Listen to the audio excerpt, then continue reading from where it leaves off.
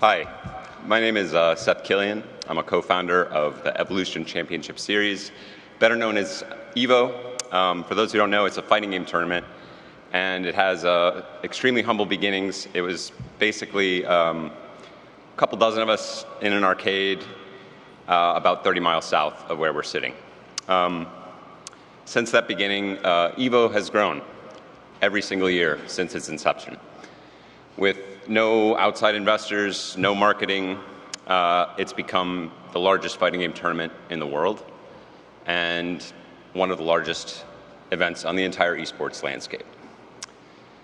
How is this possible under those conditions? In my mind, it's very simple. It's only through the passion of the players. So through their drive, their dedication, and the really, truly deep bonds that form through the experiences you have at these things, I've come to believe very firmly that player passion is really the atomic element that powers all of esports. I grew up with that as a player myself, and I'm privileged to live it today as a developer. The history of esports is as long as the history of video games, basically, and filled with too many amazing moments across too many amazing games to recount in just a few minutes here today. So instead, I want to use my time to tell you why I'm so excited for the future.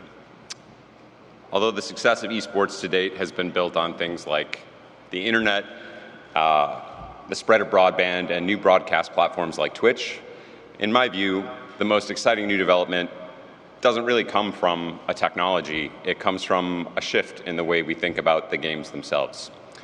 It's a new way of looking at the passion that players bring to the game and the efforts to align your interests as a developer as closely as possible with your players and basically to understand you're in it together.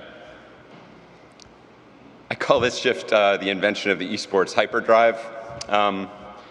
By building deep competitive games that let players invest time and money in a way that scale with their interests. So if you don't really like it, you don't really put a lot of money into it, cool, but the people that really love it can keep finding ways to engage.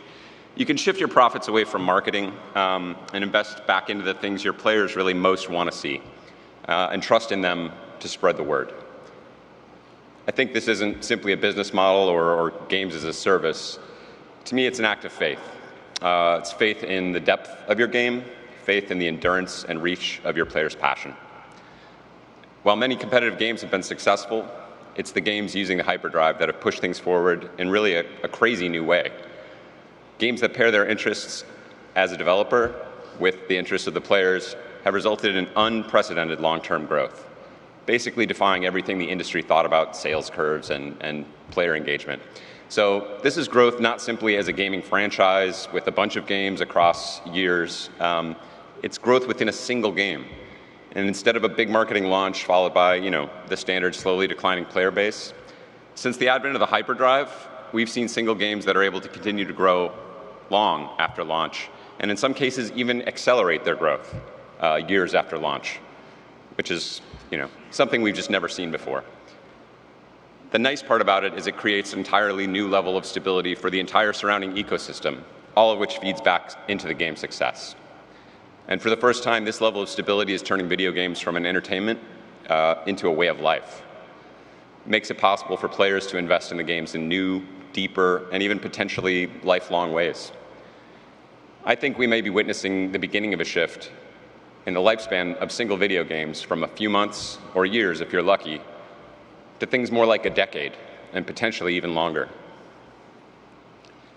For someone who believes very deeply in the power, promise, and potential of these games, I gotta say, this is just it's an exciting time.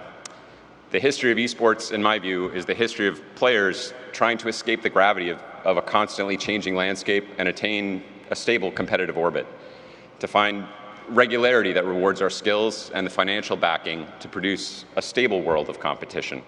And this effort came first from the players themselves, later from independent tournament organizations, and today from the developers themselves.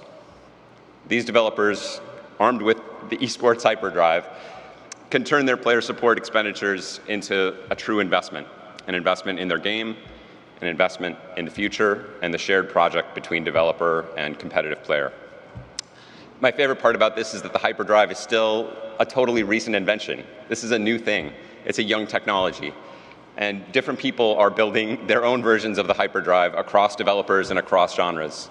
So it's my belief that the atomic element that powers the whole thing, that player passion, combined with the power of the hyperdrive, it's really the discovery of a new, renewable energy source in the gaming universe.